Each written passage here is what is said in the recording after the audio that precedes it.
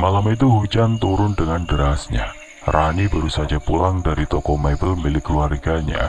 Ia mengendarai motor tua yang sudah beberapa kali mogok dalam sebulan terakhir. Saat sampai di depan rumah, ia memarkirkan motornya di bawah atap garasi, lalu berlari masuk ke dalam sambil menundukkan kepala agar rambutnya tidak terlalu basah. Di dalam rumah, lampu-lampu masih menyala redup. Seperti biasa ketika ayahnya, Pak Darto, sedang bekerja lembur di kantor belakang. Pak ini selalu terasa sunyi belakangan ini sejak ibunya Bu Siti menghilang 5 tahun lalu. Suasana di rumah itu berubah drastis. Tidak ada lagi suara tawa atau nyanyian ringan dari dapur saat sore hari. Hanya ada Pak Darto yang semakin dingin dan tertutup, serta Rani sendiri yang merasa semakin asing dengan segala hal di sekitarnya. Setelah melepas jaket dan menggantungnya di gantungan pintu, Rani melangkah menuju dapur untuk mengambil segelas air. Namun saat ia melewati ruang tamu, matanya tertuju pada pintu besar di ujung ruangan. Pintu yang mengarah ke gudang tua di belakang rumah. Biasanya pintu itu selalu terkunci rapat. Bahkan Rani ingat jelas bahwa 3 bulan lalu, ayahnya sempat menyewa tukang las untuk mengamankan pintu itu agar tidak bisa dibuka sama sekali. Tapi malam ini, entah kenapa pintu itu tampak sedikit terbuka. Aneh, gumam Rani pelan sambil menatap pintu itu dengan curiga. Ia mendekati pintu perlahan-lahan, hatinya mulai dipenuhi rasa was-was. Apakah ada orang lain di rumah ini? Mungkin salah satu pekerja ayahnya lupa menutup pintu setelah mengambil barang. Tapi jam sudah menunjukkan pukul 10 malam, semua pekerja pasti sudah pulang sejak sore tadi. Saat ia berdiri tepat di depan pintu, suara langkah kaki samar-samar terdengar dari balik pintu. Suara itu sangat pelan, tapi cukup jelas untuk membuat bulu kuduk Rani merinding. Ia ragu sejenak, tapi rasa penasarannya lebih kuat daripada ketakutannya. "Siapa di sana?" tanya Rani, suaranya sedikit gemetar. Tidak ada jawaban, hanya keheningan yang mencekam. Rani mencoba menelan ludah, tapi tenggorokannya terasa kering. Dengan nafas tertahan, ia mendorong pintu itu perlahan-lahan. Pintu besi itu berderit keras, suaranya memecah kesunyian malam. Udara dingin langsung menyergap tubuhnya begitu pintu terbuka sepenuhnya. Balik pintu, ada lorong gelap yang membentang lurus ke dalam. Lorong itu terlihat sangat sempit. Dinding-dindingnya terbuat dari kayu tua yang lapuk. Bau apek menyengat menusuk hidungnya. Rani merogoh sakunya untuk mengambil ponselnya, lalu menyalakan senter. Cahaya putih kecil dari layar ponselnya hanya mampu menerangi beberapa meter ke depan. Ia melangkah masuk pelan-pelan. Setiap langkahnya membuat lantai kayu berderit keras. "Ada orang?" panggilnya lagi, kali ini lebih keras. Masih tidak ada jawaban, tapi suara langkah kaki itu kembali terdengar lebih jelas kali ini. Seperti ada seseorang berjalan pelan di ujung lorong. Rani mempercepat langkahnya, ingin tahu siapa yang berada di sana. Namun semakin jauh ia melangkah, semakin dingin udara di sekitarnya. Nafasnya mulai terlihat seperti asap tipis di udara. Tiba-tiba lampu senter di ponselnya mati tanpa alasan. Layar ponselnya langsung gelap, meninggalkannya dalam kegelapan total. Rani panik, mencoba menyalakan ulang ponselnya berkali-kali, tapi tidak ada hasil. Di kegelapan itu, ia mendengar suara bisikan halus, seperti orang berbicara dalam bahasa yang tidak ia mengerti. Suara itu datang dari arah belakangnya. Rani langsung berbalik, berniat untuk lari, tapi saat ia melangkah mundur, kakinya tersandung sesuatu yang keras. Ia terjatuh dengan keras, lututnya terbentur lantai kayu. Saat ia mencoba bangkit, suara bisikan itu semakin keras, hingga rasanya seperti berada di dalam telinganya. Jantungnya berdegup kencang, nafasnya tersegal-segal. "Aku harus keluar dari sini," pikirnya panik. Dengan susah payah ia merangkak menuju pintu masuk. Saat akhirnya ia berhasil mencapai pintu, ia langsung berdiri dan menarik gagang pintu itu. Namun pintu itu tidak bergerak. Sepertinya pintu itu sudah tertutup rapat dari luar. Tidak mungkin, serunya sambil menarik pintu itu berkali-kali. Tiba-tiba suara langkah kaki itu terdengar lagi, kali ini lebih dekat. Rani memutar tubuhnya, mencoba melihat apa yang ada di balik kegelapan. Tapi yang ia lihat hanyalah bayangan hitam besar yang bergerak pelan mendekatinya. Bayangan itu semakin dekat, hingga akhirnya Rani tidak tahan lagi. Ia berteriak sekuat tenaga dan berlari ke arah yang berlawanan, meninggalkan lorong itu secepat mungkin. Setelah beberapa detik yang terasa seperti berjam-jam, ia akhirnya berhasil keluar dari gudang. Pintu itu ternyata sudah terbuka lagi. Ia langsung menutupnya dengan keras, lalu bersandar di dinding sambil mencoba menenangkan nafasnya.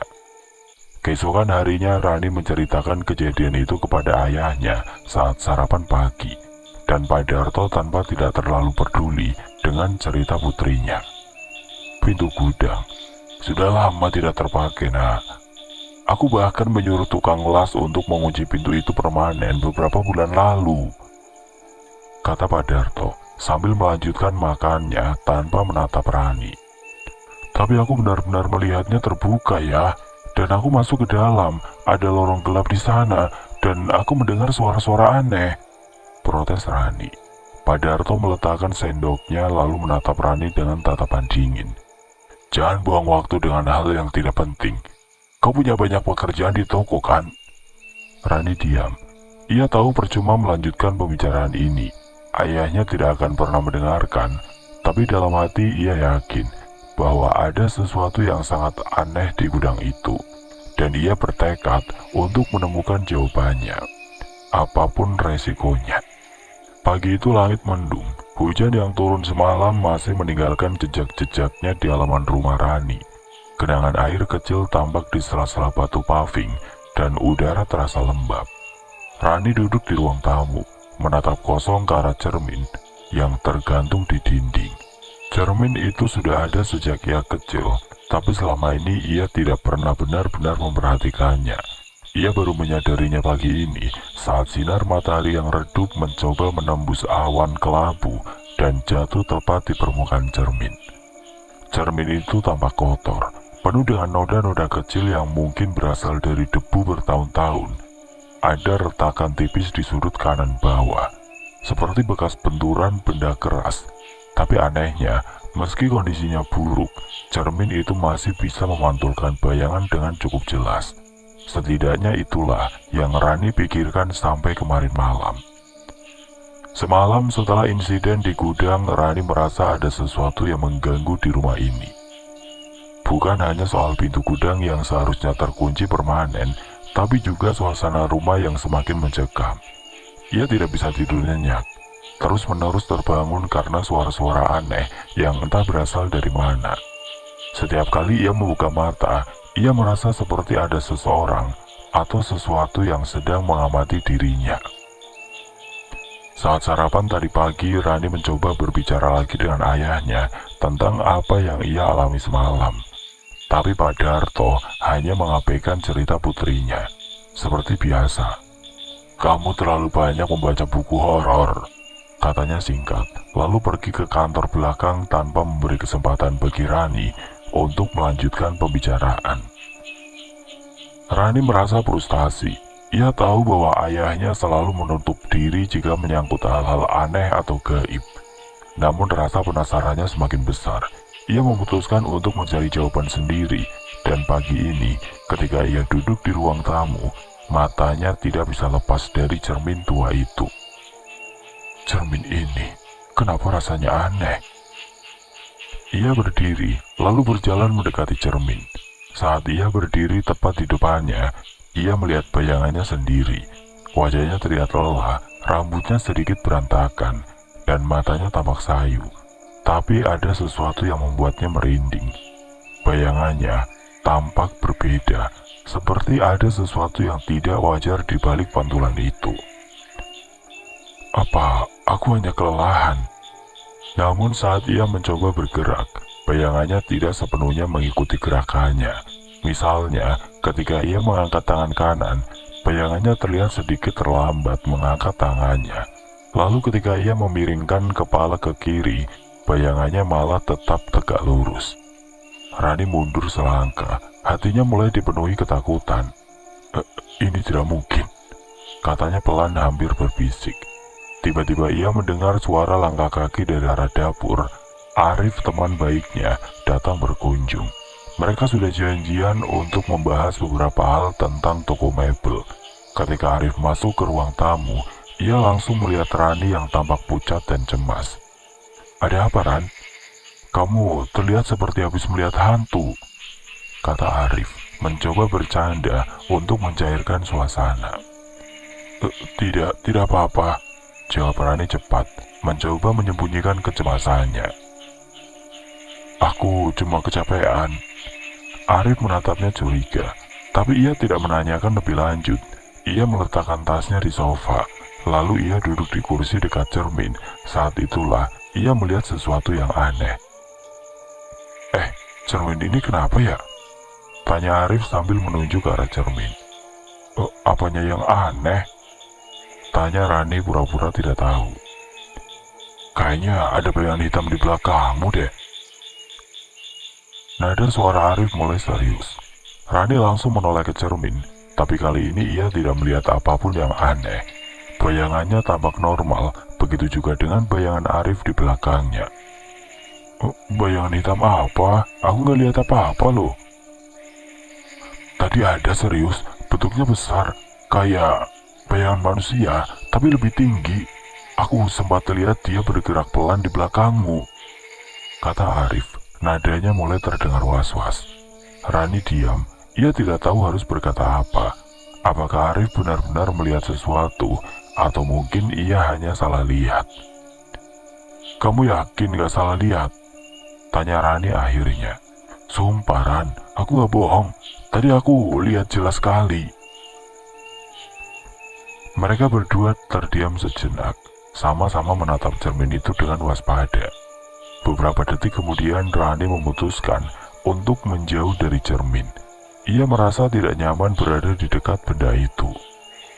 Lupakan saja Rip, mungkin kamu cuma kelelahan, kata Rani mencoba menutup pembicaraan. Arif mengangguk ragu-ragu. Mungkin iya, tapi tetap saja aneh. Setelah itu mereka berdua pindah ke ruang makan untuk minum teh dan membicarakan hal lain. Namun meski percakapan mereka berlanjut ke topik yang lebih ringan, Rani tidak bisa menghilangkan perasaan gelisah di dalam hatinya.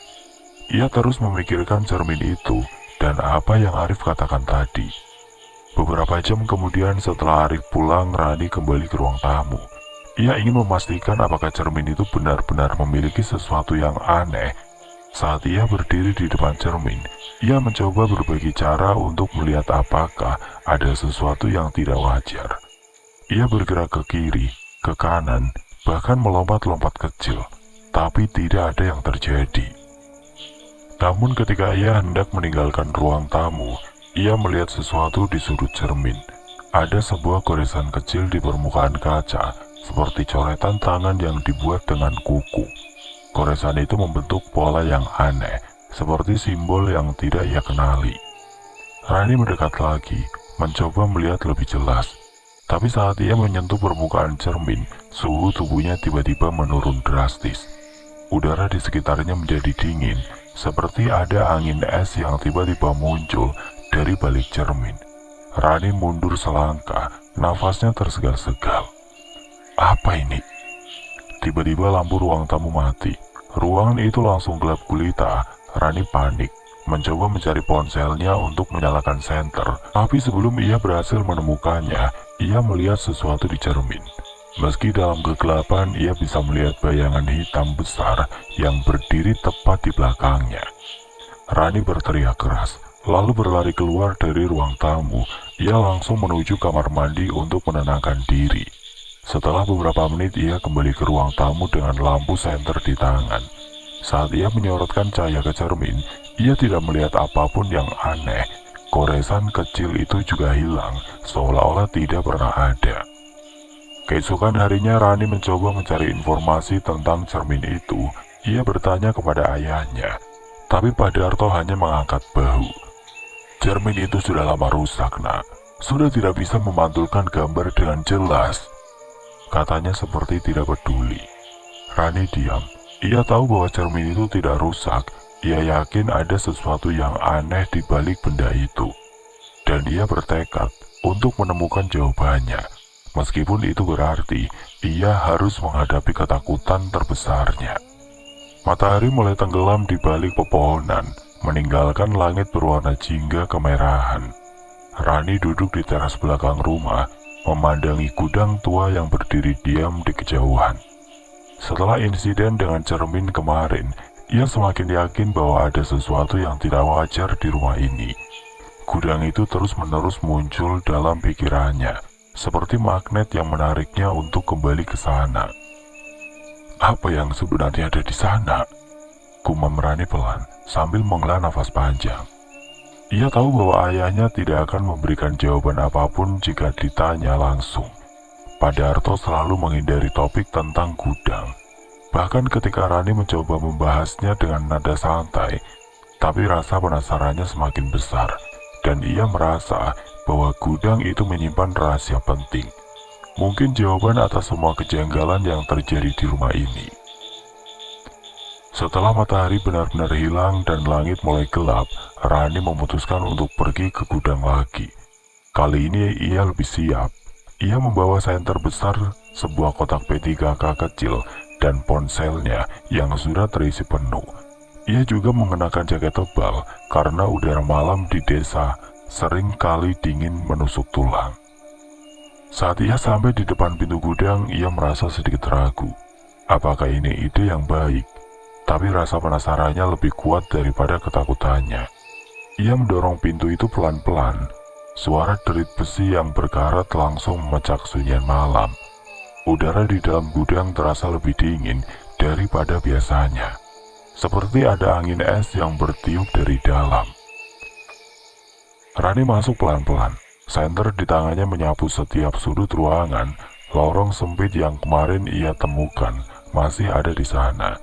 Tapi kali ini ia memutuskan untuk tidak masuk ke dalam. Ia ingin fokus mencari petunjuk lain, sesuatu yang mungkin bisa menjelaskan fenomena aneh yang terjadi di rumah ini. Di bagian tengah gudang ada tumpukan kayu bekas yang tinggi. Beberapa kayu itu tampak lapuk dengan jamur tumbuh di permukaannya. Rani berjalan mendekati tumpukan kayu itu, lalu mulai menggeser beberapa batang kayu satu persatu. Tangannya terasa kasar karena debu dan serpihan kayu. Tapi ia tidak peduli. Ia hanya ingin menemukan sesuatu, apa saja yang bisa memberinya jawaban. Setelah beberapa menit mencari, ia menemukan sesuatu yang membuatnya berhenti. Di balik tumpukan kayu, ada sebuah kotak kayu kecil yang terlihat sangat tua. Kotak itu berbentuk persegi dengan ukiran-ukiran halus di permukaannya. Ukiran itu tampak seperti simbol-simbol kuno yang tidak ia kenali. Saat ia mengangkat kotak itu, ia merasakan berat yang tidak biasa, seolah-olah ada sesuatu yang hidup di dalamnya. Rani membawa kotak itu keluar gudang, lalu duduk di bangku kayu dekat pintu. Ia meletakkan kotak itu di pangkuannya, lalu membuka penutupnya perlahan-lahan. Di dalam kotak itu ada gulungan-gulungan kertas tua yang berdebu. Ia mengeluarkan salah satu gulungan itu, lalu membukanya dengan hati-hati. Ternyata, kertas itu adalah dokumen-dokumen tua yang ditulis dengan tinta hitam pudar. Awalnya Rani kesulitan membaca tulisan-tulisan itu karena hurufnya kecil dan rapat. Namun setelah beberapa detik, ia mulai bisa memahami isi dokumen tersebut. Dokumen itu berisi catatan-catatan ritual pesugihan, lengkap dengan instruksi-instruksi detail tentang cara melaksanakan ritual tersebut. Yang lebih mengejutkan, ada daftar nama-nama korban tumbal di bagian akhir dokumen. Rani membaca daftar itu satu persatu. Jantungnya berdegup kencang. Nama pertama di daftar itu adalah Bu Siti, ibunya sendiri. Matanya berkaca-kaca saat ia membaca nama itu. Ia tahu bahwa ibunya menghilang 5 tahun lalu tanpa jejak. Tapi ia tidak pernah menyangka bahwa ibunya menjadi korban tumbal dalam ritual pesugihan. Kenapa ayah melakukan ini? Gumam Rani pelan. Air mata mulai mengalir di pipinya. Ia terus membaca daftar itu.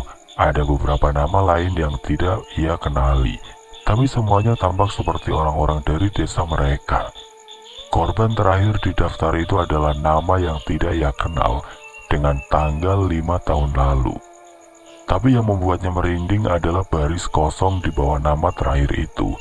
Seperti ada tempat untuk nama baru yang belum ditulis. Rani menutup gulungan kertas itu dengan cepat, lalu meletakkannya kembali ke dalam kotak. Ia merasa ngeri, seolah-olah ada sesuatu yang mengamati dirinya dari kegelapan. Ia ingin segera keluar dari gulungan ini dan membawa kotak itu ke kamarnya untuk dipelajari lebih lanjut. Namun saat ia hendak berdiri, ia melihat sesuatu yang membuatnya membeku di tempat. Di sudut kotak, ada tetesan darah segar yang mulai menetes keluar. Darah itu tampak seperti keluar dari kayu itu sendiri, meskipun tidak ada lubang atau retakan yang terlihat. Apa ini? Bisik Rani, suaranya gemetar. Ia mencoba menyentuh tetesan darah itu dengan ujung jarinya, tapi saat ia menyentuhnya, darah itu langsung menyebar ke seluruh permukaan kotak, seperti memiliki kehidupan sendiri. Rani mundur selangkah, nafasnya tersegal-segal. Ia tidak tahu harus berbuat apa. Tiba-tiba suara langkah kaki terdengar dari dalam gudang. Langkah itu pelan tapi pasti, seperti ada seseorang yang sedang mendekatinya. Rani langsung berdiri, lalu berlari keluar dari gudang secepat mungkin. Ia tidak berani menoleh ke belakang, takut melihat apa yang mungkin sedang mengikutinya. Saat ia sampai di teras belakang rumah, ia langsung masuk ke dalam dan mengunci pintu. Ia membawa kotak itu ke kamarnya, lalu menaruhnya di bawah tempat tidur. Ia tidak tahu apa yang harus dilakukan dengan kotak itu, tapi ia yakin bahwa kotak itu adalah kunci untuk memahami semua misteri di rumah ini. Keesokan harinya, Rani mencoba membicarakan kotak itu dengan Arif. Mereka bertemu di warung kopi kecil di pinggir desa, tempat mereka sering ngobrol tentang hal-hal ringan. "Kamu percaya pesugihan, Rip?" tanya Rani tiba-tiba, sambil menatap cangkir kopinya yang hampir habis. Arif tertawa kecil. Pesugihan? Itu cuma mitos, Ran. Kenapa kamu tiba-tiba nanya soal itu?" Rani diam sejenak, lalu menghela nafas panjang. Aku menemukan sesuatu kemarin, sesuatu yang aneh." "Apa?" tanya Arif, nadanya mulai serius. Rani menundukkan kepala, lalu menceritakan tentang kotak kayu yang ia temukan di gudang, tentang dokumen-dokumen ritual pesugihan, daftar nama korban tumbal, dan tetesan darah yang keluar dari kotak itu. Arif terdiam mendengar cerita itu. "Kamu yakin? Gak salah lihat? Mungkin itu cuma kotak biasa yang rusak." "Tidak, Rip. Aku yakin ada sesuatu yang aneh dengan kotak itu. Dan nama ibu ada di daftar korban tumbal," kata Rani. Suaranya bergetar. Arif tampak terkejut. "Serius? Kamu gak bercanda kan?" Rani menggeleng pelan. "Aku gak bercanda. Aku butuh bantuanmu, Rip. Aku gak tahu harus berbuat apa." Arif diam sejenak, lalu mengangguk. "Oke, aku akan bantu kamu. Tapi kita harus hati-hati. Jangan sampai ayah kamu tahu kalau kita mencari tahu soal ini." Rani mengangguk. "Terima kasih, Rif." Setelah itu mereka berdua pulang ke rumah masing-masing. Rani merasa sedikit lega karena ada seseorang yang bisa ia andalkan. Tapi di dalam hatinya ia tahu bahwa ini baru permulaan. Masih banyak misteri yang harus ia ungkap, dan ia yakin bahwa kotak kayu itu adalah awal dari semuanya. Malam itu angin dingin berembus pelan di sekitar rumah Rani. Langit gelap tanpa bintang, hanya ada awan tebal yang menutupi cahaya bulan. Di dalam kamarnya, Rani duduk di tepi tempat tidur dengan lampu meja menyala redup. Kotak kayu tua yang ia temukan kemarin masih tersimpan rapi di bawah tempat tidurnya. Ia belum berani membuka kotak itu lagi setelah kejadian tetesan darah misterius. Tetapi pikirannya terus-menerus kembali ke dokumen-dokumen ritual pesugihan dan daftar nama korban tumbal. Nama ibunya, Bu Siti, masih membekas di benaknya. Apa ayah benar-benar melakukan ini? Gumam Rani pelan, sambil memijat pelipisnya yang mulai terasa berdenyut. Ia mencoba untuk tidak memikirkannya terlalu lama, tapi semakin ia mencoba melupakan, semakin jelas bayangan itu muncul di kepalanya. Bayangan tentang ibunya yang hilang 5 tahun lalu tanpa jejak. Apakah ibunya benar-benar menjadi korban tumbal? Dan jika iya, apakah ada cara untuk membebaskannya? Rani akhirnya memutuskan untuk tidur lebih awal. Ia berharap bahwa dengan istirahat cukup, pikirannya akan sedikit tenang. Namun begitu ia membaringkan tubuhnya dan memejamkan mata, mimpi itu datang seperti biasa. Mimpi yang sama persis dengan yang sering ia alami belakangan ini. Rani berdiri di sebuah ruangan besar yang gelap. Dinding-dindingnya terbuat dari kayu tua yang lapuk, dan udara di dalam ruangan itu sangat dingin. Ada satu-satunya sumber cahaya di ruangan itu, sebuah lilin kecil yang menyala di tengah-tengah lantai. Lilin itu tampak rapuh, nyala apinya bergerak pelan, seperti takut mati kapan saja. Di depan lilin itu ada seorang wanita berdiri membelakangi Rani. Wanita itu mengenakan gaun putih panjang yang tampak kotor dan robek di beberapa bagian. Rambutnya panjang dan terurai, menutupi wajahnya yang tidak terlihat. Saat Rani mendekat, wanita itu perlahan-lahan menoleh. Wajahnya pucat, matanya kosong, tapi Rani langsung mengenalinya. Itu adalah Bu Siti, ibunya. "Ibu?" panggil Rani pelan, suaranya gemetar. Bu Siti tersenyum tipis, tapi senyum itu tidak sampai ke matanya. "Rani?" Suaranya lembut namun terdengar seperti bergema di ruangan itu. "Aku mencintaimu, Bu. Aku ingin tahu apa yang terjadi padamu," kata Rani, air matanya mulai mengalir di pipinya. Bu Siti menggeleng pelan. "Kamu tidak boleh mencari tahu, Nak. Ini terlalu berbahaya." "Tapi kenapa? Kenapa ibu hilang? Apakah ayah melakukan sesuatu padamu?" tanya Rani, nadanya mulai meninggi. Bu Siti diam sejenak, lalu menghela nafas panjang. "Ada hal-hal yang tidak bisa kamu pahami sekarang, Rani. Tapi jika kamu ingin menyelamatkan dirimu, kamu harus menemukan ruangan di bawah gudang. Di sana ada jawaban atas semua pertanyaanmu." "Ruangan di bawah gudang? Apa maksud ibu?" tanya Rani bingung. Sebelum Bu Siti sempat menjawab, lilin di tengah ruangan tiba-tiba padam. Ruangan itu langsung gelap gulita, dan suara langkah kaki keras terdengar dari arah belakang Rani. Ia berbalik, tapi tidak ada siapa-siapa. Ketika ia menoleh lagi ke arah Bu Siti, wanita itu sudah menghilang. Rani terbangun dengan nafas tersegal-segal, keringat dingin membasahi tubuhnya, dan jantungnya berdegup kencang. Mimpi itu terasa sangat nyata, seperti bukan sekedar hayalan. Ia duduk di tepi tempat tidur, mencoba menenangkan diri, tapi kata-kata Bu Siti terus terngiang-ngiang di kepalanya. Ruangan di bawah gudang. Rani tidak bisa tidur lagi setelah itu. Ia terus memikirkan apa yang dikatakan ibunya dalam mimpi. Apakah itu benar-benar mimpi, atau mungkin itu adalah sebuah pesan. Ia yakin bahwa mimpi itu memiliki arti penting, dan ia harus menemukan ruangan yang dimaksud oleh Bu Siti. Pagi harinya Rani memutuskan untuk pergi ke gudang lagi. Kali ini ia membawa Arif untuk membantu mencari ruangan yang disebutkan dalam mimpi. Mereka bertemu di halaman belakang rumah, di mana gudang tua itu berdiri diam seperti biasanya.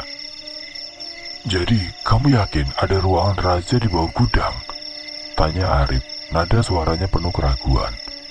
"Aku gak tahu pasti, Rip, tapi aku punya firasat kuat soal ini. Aku harus mencarinya," kata Rani, matanya penuh tekad. Arif mengangguk pelan. "Oke, kita cari bersama, tapi hati-hati ya, jangan sampai ketahuan ayah kamu." Mereka masuk ke gudang pelan-pelan. Udara di dalam gudang terasa lebih dingin dari biasanya, seperti ada angin es yang bertiup di balik dinding. Rani membawa senter besar, sementara Arif membawa palu kecil untuk membantu membongkar kayu jika diperlukan. Mereka mulai mencari petunjuk tentang ruangan rahasia itu. Rani memeriksa setiap sudut gudang, mencari celah atau retakan yang mungkin mengarah ke ruangan bawah tanah. Setelah beberapa menit mencari, ia menemukan sesuatu yang aneh di dinding belakang gudang. Di salah satu dinding ada papan kayu besar yang tampak lebih baru dibandingkan dengan kayu lainnya. Papan itu dipasang agak kasar, seperti seorang yang sudah menutupi sesuatu di baliknya. "Ini dia," seru Rani pelan sambil menunjuk papan kayu itu. Arif mendekat, lalu memeriksa papan itu dengan hati-hati. "Kayaknya ini bisa dibuka," katanya sambil mencoba mencungkil papan itu dengan palu kecil. Setelah beberapa menit berusaha, mereka berhasil membuka papan kayu itu. Di baliknya ada tangga kayu yang menuju ke bawah. Tangga itu sempit dan curam, dengan anak-anak tangga yang lapuk dan licin. "Kita turun?" tanya Arif, nadanya ragu-ragu. Rani mengangguk. "Aku harus tahu apa yang ada di bawah sana." Mereka berdua mulai menuruni tangga pelan-pelan. Senter di tangan Rani menyapu setiap sudut ruangan bawah tanah itu. Ruangan itu tidak terlalu besar, tapi penuh dengan barang-barang aneh. Ada patung-patung kecil yang terlihat seperti simbol kuno, lilin-lilin bekas yang sudah habis terbakar, dan lukisan-lukisan besar yang tergantung di dinding. Salah satu lukisan itu langsung menarik perhatian Rani. Lukisan itu adalah potret seorang wanita berbaju putih, wanita yang sama persis dengan Bu Siti. Wajahnya tampak pucat, matanya kosong, dan ekspresinya seperti orang yang sedang tertidur. Yang lebih aneh, lukisan itu tampak seperti hidup. Mata wanita dalam lukisan itu seolah-olah mengikuti gerakan Rani, meskipun ia tahu itu hanya ilusi. "Itu ibu kamu?" tanya Arif, suaranya bergetar. Rani mengangguk pelan. Iya, itu ibu." Mereka berdua terdiam sejenak mencoba memahami apa yang mereka lihat. Di bawah lukisan itu, ada meja kecil dengan sebuah buku tua tergeletak di tak atasnya. Buku itu tampak sangat kuno, dengan kulitnya yang retak-retak dan tulisan emas pudar di sampulnya. "Apa itu?" tanya Arif sambil menunjuk ke arah buku itu. Rani mendekat, lalu membuka buku itu perlahan-lahan. Isinya adalah catatan-catatan ritual pesugihan yang lebih lengkap daripada yang ditemukan di kotak kayu kemarin. Ada instruksi-instruksi detail tentang cara melaksanakan ritual, serta daftar nama korban tumbal yang lebih panjang. Nama Bu Siti ada di barisan pertama, diikuti oleh beberapa nama lain yang tidak ia kenali. Namun yang membuatnya merinding adalah halaman terakhir buku itu. Di halaman itu ada kalimat yang ditulis dengan tinta merah. "Tumbal berikutnya akan datang pada malam kelima." Rani menutup buku itu dengan cepat, lalu mundur selangkah. Ini tidak mungkin." "Malam kelima? Apa maksudnya?" tanya Arif, nadanya mulai panik. Rani menghitung hari dalam hati. Hari ini adalah hari ketiga, artinya hanya ada 2 hari lagi sebelum malam kelima tiba. "Aku harus keluar dari sini," gumam Rani pelan, lalu berlari ke arah tangga. Arif mengikuti Rani dengan cepat. Mereka berdua naik ke atas, lalu keluar dari gudang secepat mungkin. Begitu sampai di halaman belakang, Rani langsung duduk di bangku kayu, mencoba menenangkan nafasnya yang tersegal-segal.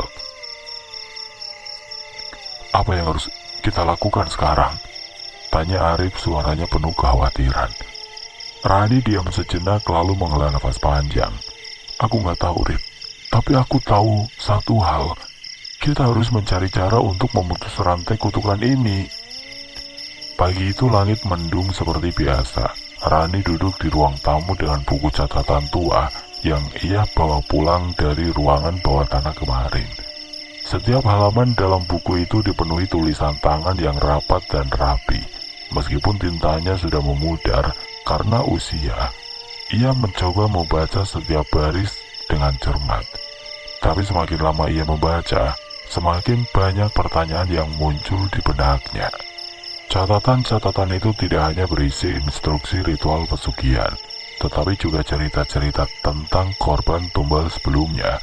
Ada deskripsi rinci tentang bagaimana setiap korban dipilih. Biasanya orang-orang terdekat dari pelaku pesugihan, seperti anggota keluarga atau teman dekat. Semua korban tersebut digambarkan sebagai pembayar utang kepada makhluk gaib yang memberikan kekayaan kepada pemilik pesugihan. Namun ada satu hal yang membuat Rani merinding lebih dari yang lain. Setiap korban tumbal disebutkan meninggal dalam keadaan tragis, dan arwah mereka tidak pernah tenang. Mereka tetap terjebak di dunia ini, menjadi penjaga ritual, agar pesugihan tetap berjalan. Kata-kata terakhir dalam buku itu terus terngiang di kepala Rani. Tumbal berikutnya akan datang pada malam kelima. Hari ini adalah hari keempat, artinya waktu yang tersisa tinggal 1 hari lagi. Rani tidak tahu apa yang akan terjadi pada malam kelima, tapi firasat buruknya semakin kuat. Ia merasa bahwa dirinya adalah tumbal berikutnya, mengingat nama ibunya ada di daftar pertama korban tumbal, dan ayahnya adalah pelaku pesugihan ini. Ia meminta Arif untuk membantu mencari informasi tambahan di desa. Mereka berpisah untuk sementara waktu. Arif pergi ke warung-warung kopi tempat para pekerja mebel sering berkumpul, sementara Rani memutuskan untuk mencari petunjuk lain di sekitar rumah. Rani mulai dengan membersihkan halaman belakang rumah. Ia berharap bahwa dengan melakukan aktivitas fisik, pikirannya bisa sedikit tenang. Tapi saat ia menggali tanah di dekat gudang untuk menanam beberapa pot bunga baru, ia mendengar sesuatu yang aneh. Suara-suara samar terdengar dari bawah tanah, seperti bisikan halus yang sulit dimengerti. Apa itu? Gumam Rani pelan, sambil berhenti menggali. Ia menundukkan kepala, mencoba mendengarkan lebih jelas. Suara itu semakin keras, seperti ada seseorang yang berbicara dalam bahasa asing. Rani merasa bulu kuduknya berdiri. Ia melihat ke sekeliling, tapi tidak ada siapa-siapa di halaman belakang selain dirinya. Dengan hati-hati ia melanjutkan penggalian. Beberapa detik kemudian sekopnya menyentuh sesuatu yang keras. Ia menghentikan gerakan sekopnya, lalu menggunakan tangan untuk menggali tanah di sekitarnya. Yang ia temukan adalah sebuah papan kayu lapuk yang tertutup tanah. Ini apa? Gumamnya sambil mencoba membuka papan itu. Setelah beberapa menit berusaha, ia berhasil membuka papan kayu itu. Di baliknya ada lubang besar yang mengarah ke bawah. Sebuah sumur tua yang sudah lama tertutup. Bau busuk langsung menyengat keluar dari dalam sumur, membuat Rani mundur selangkah. Sumur itu tampak sangat dalam, dengan dinding-dinding batu yang ditumbuhi lumut. Rani mengambil senter dari sakunya, lalu menyorotkan cahayanya ke dalam sumur. Namun cahaya itu hanya mampu menembus beberapa meter ke bawah. Yang ia lihat hanyalah kegelapan total dengan air hitam pekat di dasarnya. Rani ingin berdiri dan pergi, tetapi matanya menangkap sesuatu yang mencurigakan di tepi sumur. Ia meraih benda itu dengan hati-hati. Ternyata itu adalah sebuah kalung emas dengan liontin berbentuk bunga melati.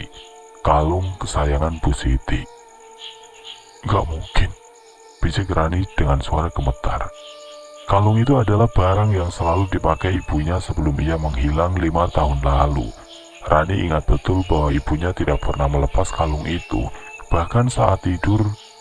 Bagaimana mungkin kalung itu bisa berada di dalam sumur? Rani mencoba menenangkan diri, lalu melanjutkan pencarian di sekitar sumur. Ia menemukan beberapa barang lain yang tampak familiar. Cincin perak milik Pak Darto, gelang kayu yang pernah dipakai salah satu pekerja mebel, dan dompet kulit tua milik seorang pria yang hilang bertahun-tahun lalu. Semua barang-barang itu adalah milik orang-orang yang namanya ada di daftar korban tumbal. Beberapa jam kemudian Arif kembali ke rumah Rani. Wajahnya tampak tegang, seperti orang yang baru saja mendengar berita buruk. Ada apa, Rif? Kamu dapat informasi apa? Tanya Rani, nada suaranya penuh kekhawatiran. Arif duduk di kursi dekat pintu, lalu menghela napas panjang. Aku ngobrol sama beberapa pekerja toko mebel. Mereka bilang 5 tahun lalu ada rumor tentang pesugihan di toko kita. Konon ada beberapa pekerja yang hilang tanpa jejak setelah bekerja di sini. Tapi semua orang takut bicara soal itu, karena Pak Darto langsung marah besar kalau ada yang menyebut kata pesugihan. Rani diam sejenak, lalu menunjukkan barang-barang yang ia temukan di sumur. Ini, aku temukan di sumur tua di halaman belakang. Barang-barang ini milik korban tumbal termasuk kalung ibu. Arif terkejut melihat barang-barang itu. Serius? Ini berarti sumur itu adalah tempat penyimpanan barang-barang korban. Rani mengangguk pelan. Aku yakin itu, tapi ada satu hal yang lebih aneh. Ia menjelaskan tentang suara-suara aneh yang ia dengar dari dalam sumur. Arif tampak ragu-ragu, tapi ia memutuskan untuk ikut menyelidiki lebih lanjut. Mereka kembali ke sumur kali ini dengan alat-alat yang lebih lengkap. Arif membawa tali panjang dan lampu sorot kecil untuk menerangi bagian dalam sumur. Saat mereka menyorotkan cahaya ke dalam sumur, mereka melihat sesuatu yang membuat mereka berdua membeku di tempat. Air di dalam sumur itu mulai berubah warna. Dari hitam pekat, air itu perlahan-lahan berubah menjadi merah seperti darah. Lalu suara keras terdengar dari dasar sumur, seperti ada seseorang yang tertawa dengan penuh kegembiraan. Apa-apaan ini? Seru Arif, suaranya gemetar. Rani mundur selangkah, nafasnya tersegal-segal. Kita harus pergi dari sini, katanya pelan tapi nadanya tegas. Mereka berdua langsung meninggalkan sumur itu dan masuk ke dalam rumah.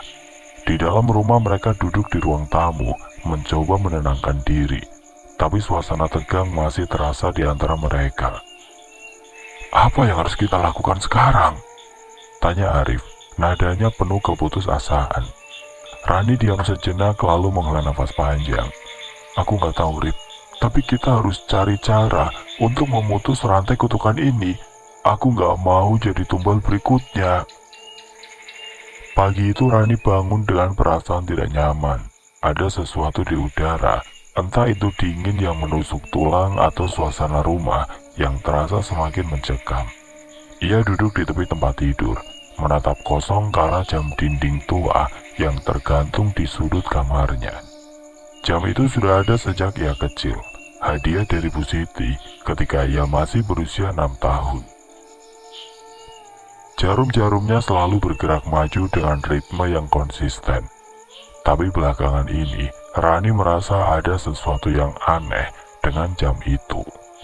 Ia berdiri lalu mendekat jam dinding untuk memeriksanya lebih dekat. Saat ia melihat jarum detiknya, ia menyadari bahwa jarum itu bergerak mundur, bukan maju seperti biasanya. Awalnya ia mengira matanya sedang bermain trik padanya. Tapi setelah beberapa detik, ia yakin bahwa jarum itu benar-benar bergerak mundur. Apa-apaan ini? Gumam Rani pelan sambil menatap jam itu dengan cemas.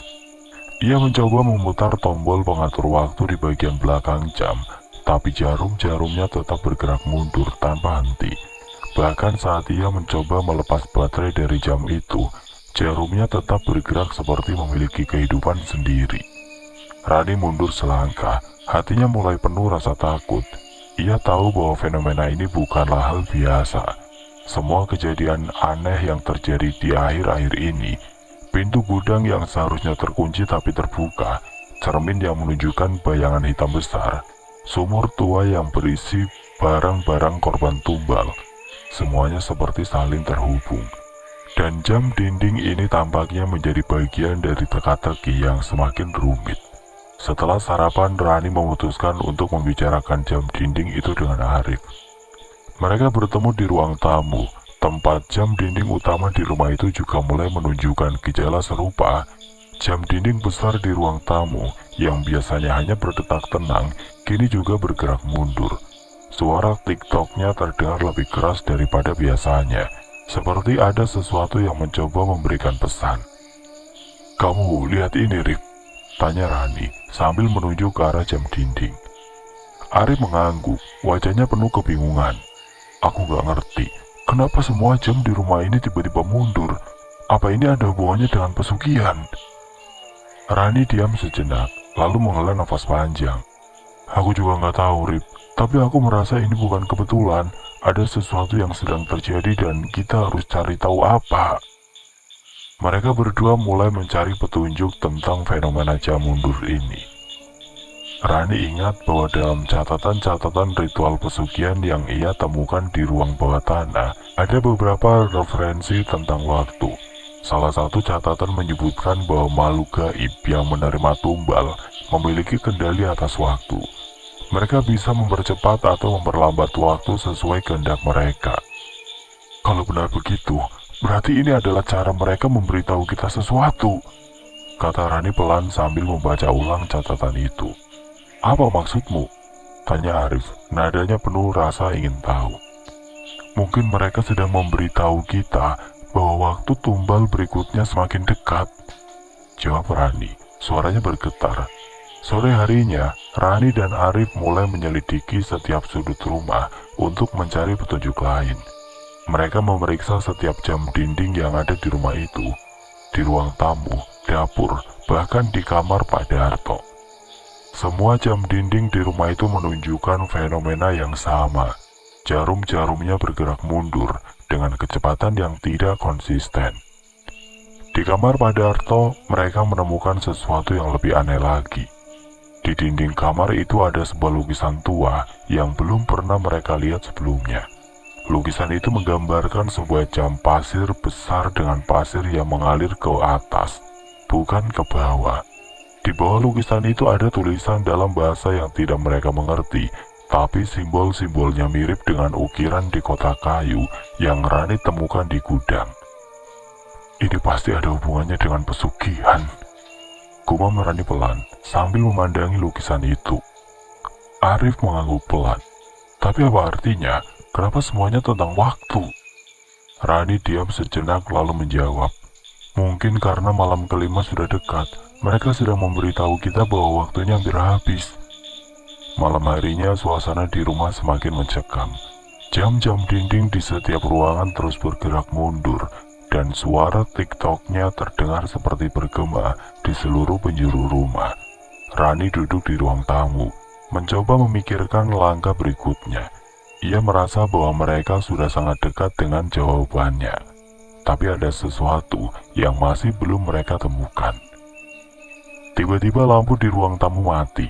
Ruangan itu langsung gelap gulita, hanya ada suara tiktok dari jam dinding yang semakin keras. Rani berdiri, lalu mencoba mencari senter di laci meja. Tapi sebelum ia berhasil menemukannya, ia melihat sesuatu yang membuatnya membeku di tempat. Jarum-jarum di jam dinding besar di ruang tamu tiba-tiba berhenti bergerak. Mereka berhenti tepat di angka 5, seperti memberi isyarat bahwa malam kelima sudah tiba. Rani, panggil Arif pelan. Rani menoleh ke arah Arif, yang tampaknya ketakutan. Apa yang harus kita lakukan sekarang? Tanya Arif, nadanya penuh keputusasaan. Rani menghela nafas panjang lalu menjawab, aku nggak tahu, Rif. Kita harus cari cara untuk memutus rantai kutukan ini. Kalau enggak, aku akan jadi tumbal berikutnya. Malam kelima tiba. Udara di sekitar rumah Rani terasa lebih dingin dari biasanya, seperti ada angin es yang bertiup tanpa henti. Di dalam rumah, suasana semakin mencekam.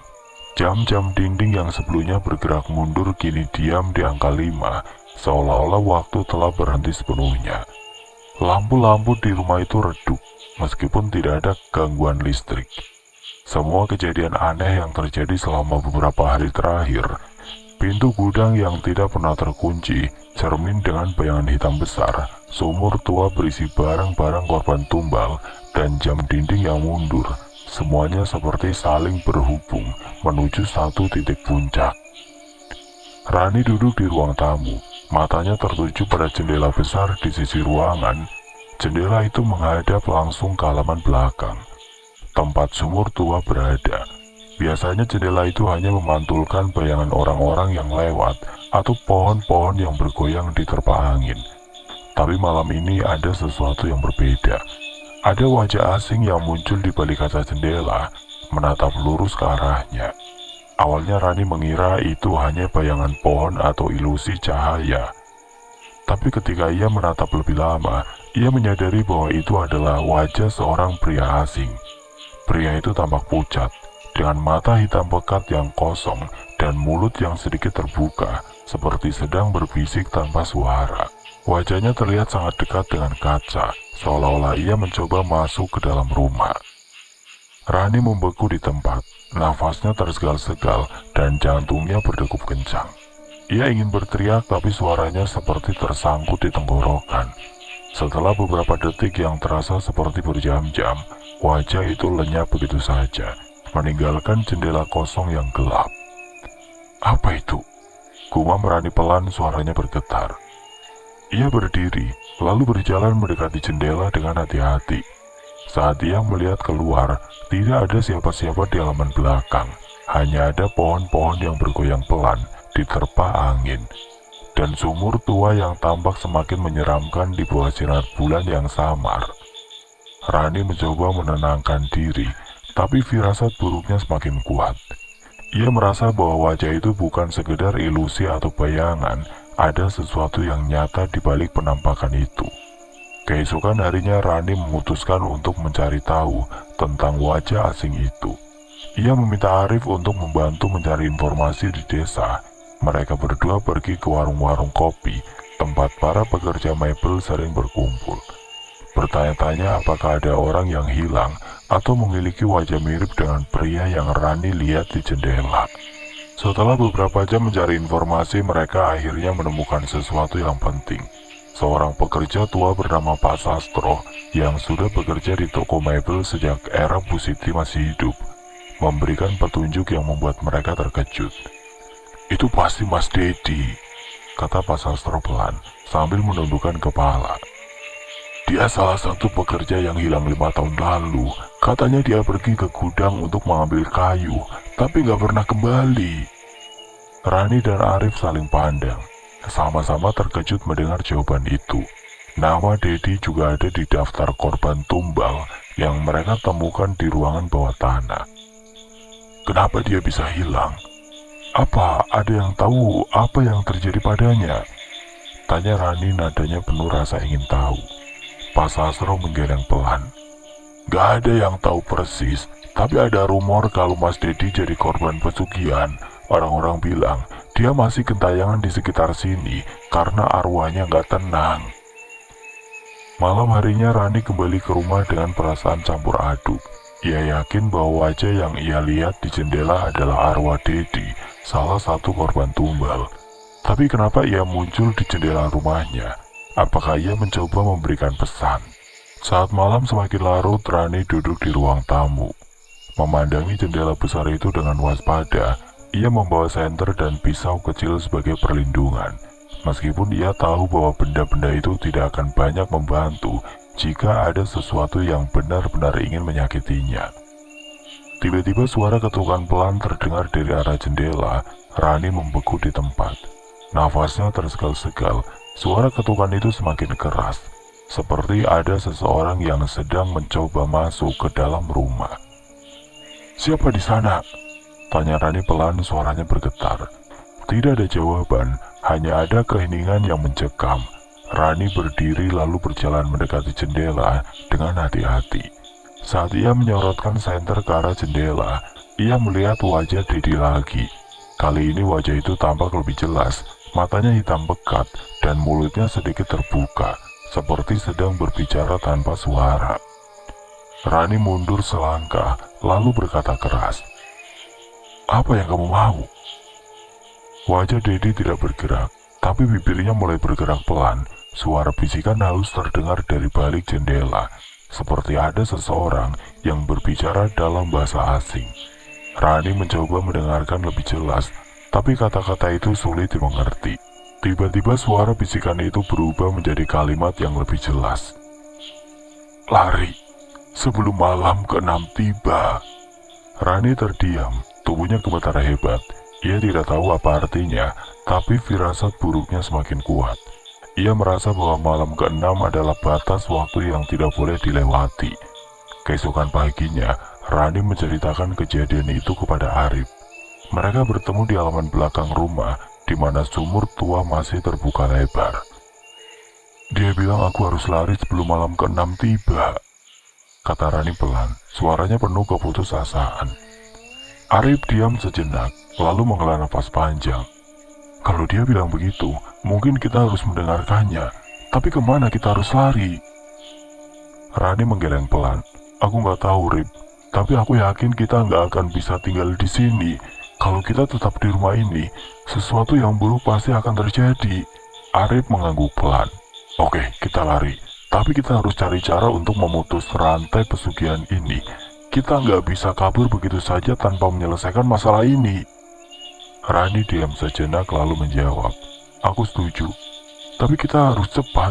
Waktu kita sudah hampir habis. Malam ke-6 tiba lebih cepat dari yang mereka duga. Rani dan Arif sudah memutuskan untuk melarikan diri dari rumah itu sebelum tengah malam. Sesuai dengan pesan dari Dedi, mereka tidak punya banyak waktu untuk merencanakan pelarian ini dengan matang. Semua barang-barang penting sudah mereka kemas dalam tas kecil. Ponsel, uang tunai, beberapa makanan ringan, dan senter besar. Namun satu hal yang pasti, mereka harus meninggalkan desa ini secepat mungkin. Rumah itu terasa semakin menyesalkan. Jam-jam dinding yang diam di angka 5 seperti menghitung mundur menuju sesuatu yang tidak terhindarkan. Suara-suara aneh mulai terdengar lagi. Langkah-langkah kaki berat dari arah gudang, bisikan halus yang bergema di setiap sudut rumah, bahkan suara tawa rendah yang datang dari sumur tua. Semua itu membuat mereka semakin yakin bahwa mereka tidak bisa tinggal lebih lama lagi. Pukul 11 malam Rani dan Arif keluar dari rumah lewat pintu belakang. Mereka memilih melewati hutan belantara di belakang rumah karena jalan utama desa kemungkinan akan dipenuhi oleh orang-orang yang bekerja untuk Pak Darto. Hutan itu jarang dilalui manusia, bahkan penduduk desa sering menghindarinya karena reputasinya sebagai tempat angker. Tapi bagi Rani dan Arif, ini adalah satu-satunya cara untuk kabur tanpa ketahuan. Hutan ini, katanya nggak ada habisnya, kata Arif pelan sambil menatap kegelapan di depan mereka. Aku tahu, tapi kita nggak punya pilihan lain, jawab Rani, nadanya tegas meskipun suaranya sedikit gemetar. Mereka masuk ke hutan pelan-pelan. Senter di tangan mereka menyapu setiap sudut kegelapan. Udara di dalam hutan sangat dingin, seperti ada angin es yang bertiup dari balik pepohonan. Suara daun-daun yang bergesekan dengan angin terdengar seperti bisikan halus, membuat mereka semakin tegang. Setelah beberapa menit berjalan, mereka mulai menyadari sesuatu yang aneh. Pohon-pohon di sekitar mereka tampak sama persis, tinggi, besar, dengan cabang-cabang yang menjulur seperti tangan-tangan raksasa. Jalan yang mereka lewati juga terlihat seperti tidak berubah, seolah-olah mereka hanya berputar-putar di tempat yang sama. Ini nggak mungkin, gumam Arif pelan sambil melihat ke belakang. Rani berhenti sejenak, lalu menoleh ke arah Arif. Apa maksudmu? Tadi kita sudah lewat pohon besar itu kan, tapi kenapa sekarang kita kembali ke sini? Tanya Arif, nadanya penuh kebingungan. Rani mencoba menenangkan diri, tapi firasat buruknya semakin kuat. Ia melihat pohon besar yang dimaksud Arif. Pohon itu memang sama persis dengan yang mereka lewati 10 menit lalu. Bahkan ada ranting patah di dekat akar pohon yang mereka ingat dengan jelas. Mungkin kita tersesat. Meskipun ia sendiri tidak yakin dengan perkataannya, mereka mencoba melanjutkan perjalanan. Tapi semakin jauh mereka berjalan, semakin sulit mereka menemukan jalan keluar. Hutan itu seperti labirin tanpa ujung, dengan pohon-pohon yang tampak semakin rapat dan gelap. Suara-suara aneh mulai terdengar lagi. Langkah kaki besar yang mendekat, suara ranting patah, bahkan suara tawa rendah yang membuat bulu kuduk mereka berdiri. Kamu dengar itu? Tanya Arif, suaranya bergetar. Rani mengangguk pelan. Iya. Kayak ada yang mengikuti kita. Mereka berdua berbalik, mencoba melihat apa yang ada di balik kegelapan, tapi yang mereka lihat hanyalah bayangan-bayangan hitam yang bergerak pelan di antara pepohonan. Bayangan itu kini semakin dekat, seperti ada seseorang atau sesuatu yang sedang mendekati mereka. Lari, seru Rani keras, lalu mereka berdua mulai berlari secepat mungkin. Namun semakin jauh mereka berlari, semakin sulit mereka menemukan jalan keluar. Hutan itu seperti hidup, menelan mereka ke dalam kegelapan tanpa ampun. Nafas mereka tersegal-segal, kaki mereka mulai terasa lemah. Tapi mereka tidak berhenti. Mereka tahu bahwa jika mereka berhenti, sesuatu yang mengerikan akan menangkap mereka. Tiba-tiba lampu senter di tangan Rani mati tanpa alasan. Senter Arif juga langsung padam. Beberapa detik kemudian, mereka berdua terperangkap dalam kegelapan total. Hanya ada suara nafas mereka yang tersegal-segal dan langkah kaki besar yang semakin dekat. Rani mencoba menenangkan diri, tapi hatinya juga dipenuhi ketakutan. Jangan panik, Rip. Kita harus tetap bergerak. Mereka berjalan pelan-pelan mencoba meraba-raba jalan di depan mereka. Tapi tiba-tiba cahaya redup muncul dari kejauhan. Cahaya itu seperti api lilin, menyala-nyala pelan di balik pepohonan. Mereka berdua berjalan mendekati cahaya itu, berharap bahwa itu adalah jalan keluar dari hutan. Namun saat mereka sampai di sumber cahaya, mereka langsung membeku di tempat. Di hadapan mereka ada sosok hitam besar dengan mata merah menyala, tubuhnya tinggi dan besar, seperti raksasa yang siap menyerang. Mulutnya terbuka lebar, memperlihatkan deretan gigi tajam yang bersinar dalam kegelapan. Apa itu? Bisik Arif, suaranya nyaris tidak terdengar. Rani tidak bisa menjawab, matanya terpaku pada makhluk itu, tubuhnya gemetar hebat. Makhluk itu berdiri diam selama beberapa detik, lalu mulai bergerak mendekati mereka dengan langkah-langkah besar. Mereka berdua langsung berlari sekuat tenaga, meninggalkan cahaya itu dan kembali dalam kegelapan. Tapi suara langkah kaki makhluk itu semakin keras, seperti sedang mengejar mereka. Nafas mereka tersegal-segal, kaki mereka mulai kehilangan tenaga. Tapi mereka tidak berhenti. Tiba-tiba, Rani tersandung akar pohon besar dan jatuh ke tanah. Ari berusaha menariknya berdiri, tapi makhluk itu sudah semakin dekat. Mata merahnya bersinar terang, seperti dua bola api yang menyala di tengah kegelapan. Rani, aku gak bisa lari lagi, kata Arif pelan, suaranya penuh keputusasaan. Rani mencoba bangkit, tapi tubuhnya terlalu lemah. Ia hanya bisa menatap makhluk itu yang semakin mendekat. Saat makhluk itu berdiri tepat di depan mereka, layar menjadi gelap. Yang terdengar hanya jeritan panjang Rani dan suara tawa mengerikan dari makhluk itu. Oke teman-teman, sekian untuk kisah kali ini. Bagaimana menurut kalian tentang kisah ini? Tulis komentar kalian di kolom komentar. Dan buat teman-teman yang baru bergabung, jangan lupa untuk like, komen, share, serta subscribe channel ini. Dan jangan lupa nyalakan juga lonceng notifikasinya agar tidak ketinggalan cerita-cerita lainnya. Dan akhir kata, wassalamualaikum warahmatullahi wabarakatuh.